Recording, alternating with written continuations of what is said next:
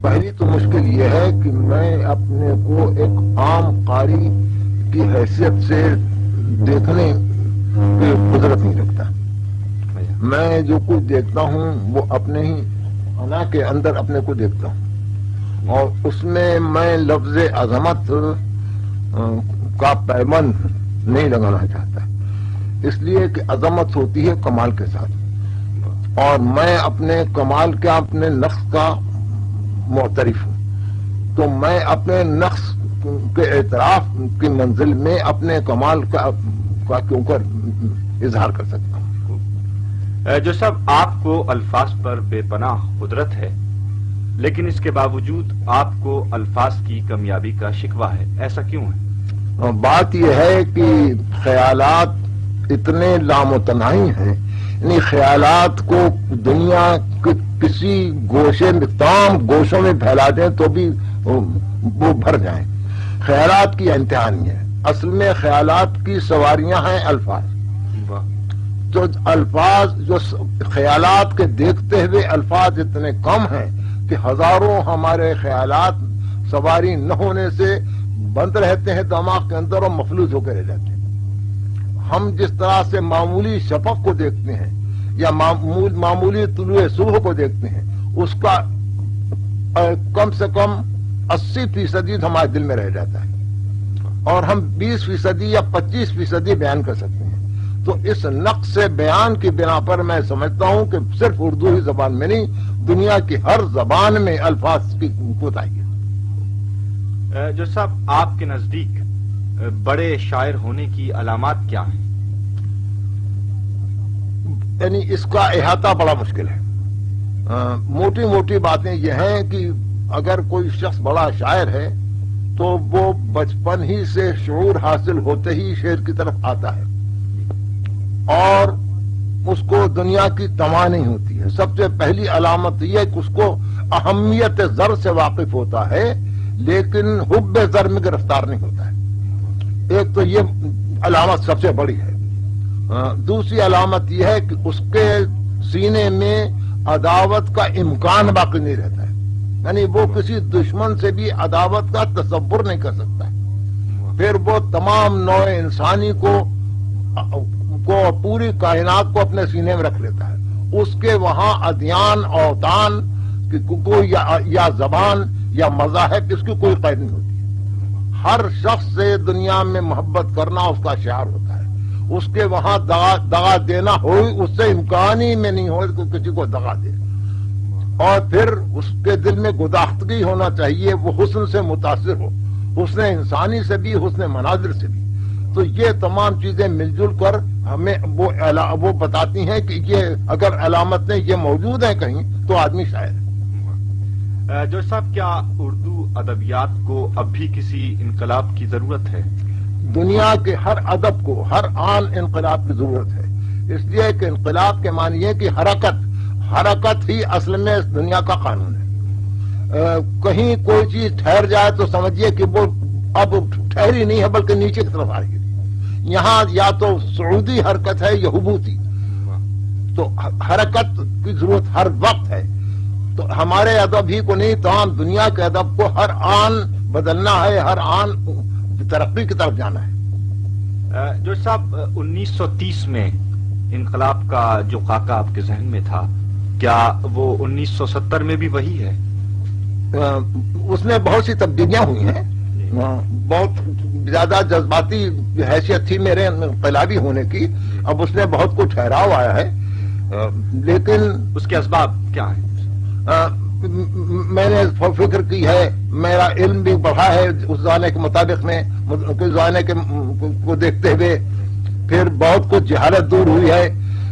تو اب جو انقلاب کا تصور تھا، لیکن جو میرا انقلاب کا تصور اب بھی ہے وہ صرف ہندوستان اور پاکستان میں ہی، دنیا میں کہیں اس نوعیت کی صورت حال بھی پیدا نہیں. جو سب نئی نسل کے بارے میں آپ کی کیا رائے ہے؟ نئی نسل بدقسمت ہے، اس لیے کہ ہماری نئی نسل نے جب آنکھ کھولی تو برٹش امپائر کے زیر سایہ، اور اس وقت تعلیم کا معیار یہ تھا کہ دماغ کو خوراک نہ پہنچے بلکہ معدے کے واسطے علم حاصل کیا جائے.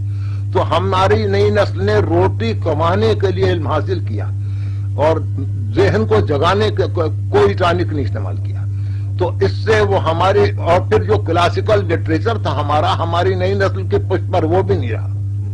تو اور انگریزی کی تشنگی اور انگریزی بولنا اور انگریزی الفاظ کو اپنے وہاں استعمال کرنا، یہاں تک کہ اپنے ناموں کے حروف ہجا میں انگریزی کو داخل کر لیا.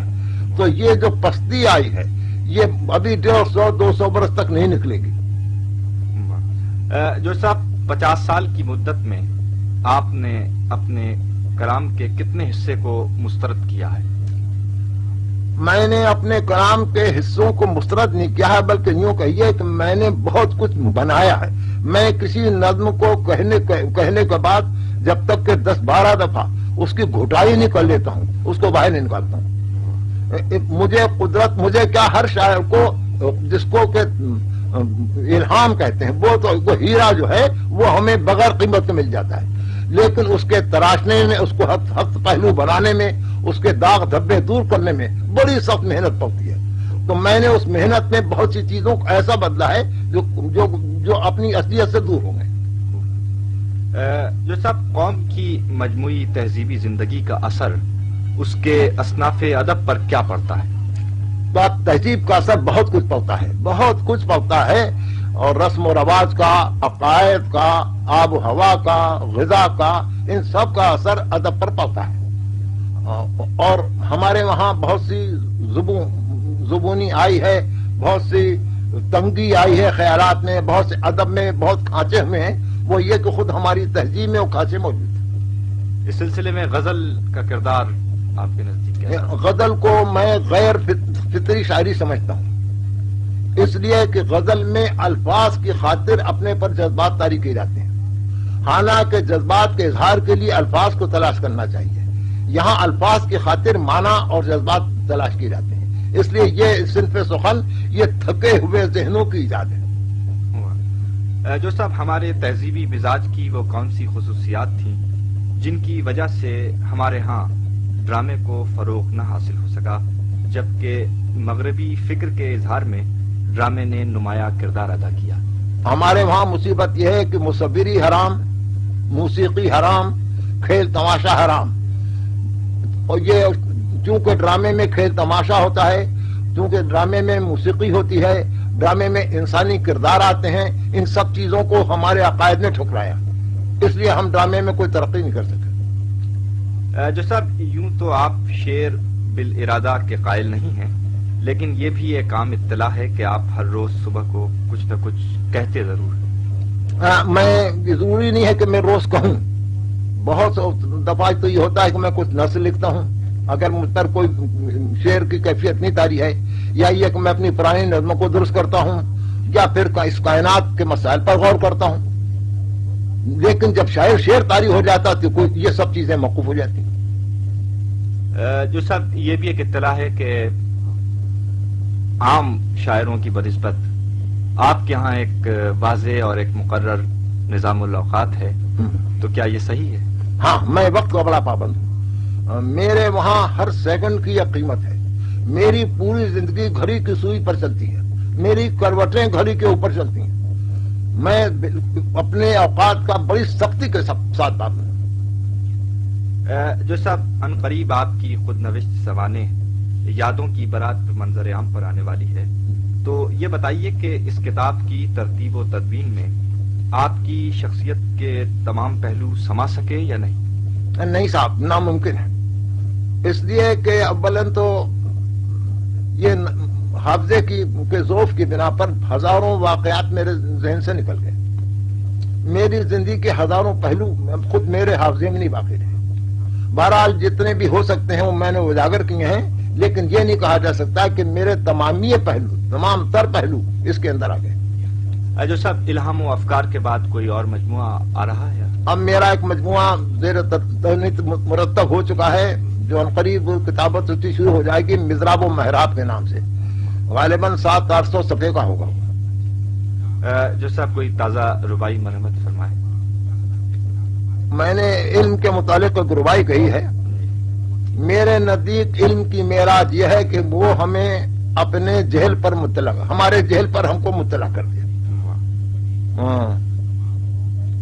سن ہو گئے کان تو سماعت پائی، سن ہو گئے کان تو سماعت پائی، گل ہو گئی آنکھ تو بصارت پائی، جب علم کے سب کھنگال ڈالے قلزم تب دولت عرفان جہالت پائی. واہ واہ.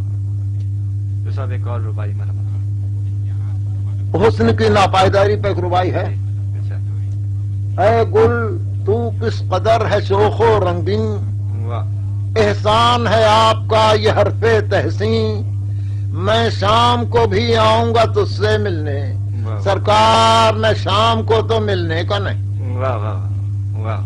میرا ہر شعر ہے طلسمی جھالا، ہر لفظ مہے پیمبری کا حالا، چٹکی سے نہ اٹھ سکیں گے میرے مانا، ناخن سے اٹھائیے جناب والا. سب ایک اور بھائی. جب ذہن میں جی جب ذہن میں افکار ابل جاتے ہیں تو قامت اطلاق میں ڈھل جاتے ہیں. واہ واہ واہ. تو قامت اطلاق میں ڈھل جاتے ہیں. دیکھا ہے کہ بارہا خیالات کے پاؤں آفاق کی چادر سے نکل جاتے ہیں. واہ واہ واہ. سب کوئی ایک اور بھائی.